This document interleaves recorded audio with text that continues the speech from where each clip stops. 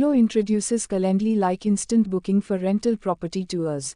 Real estate marketplace Zillow has introduced an instant tour booking feature for renters on its platform. The company now allows users to book an in-person tour directly at a suitable time without having to contact an agent or property manager. Until now, when someone had to look at a rental property, either they had to rely on a virtual tour on the platform or request a tour, which put them in touch with a property manager, making the process cumbersome. Now, users can instantly book an appointment. It works just like the meeting booking platform Calendly.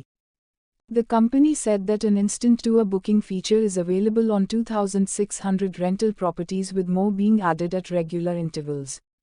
The PropTech startup said that it is also planning to add a feature that will allow users to choose the type of tour they want: in-person, self-guided, or a live virtual tour, while scheduling.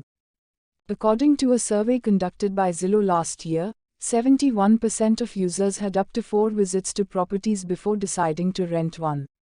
So the platform thinks there is merit in making the scheduling process easier by eliminating the intermediary like an agent.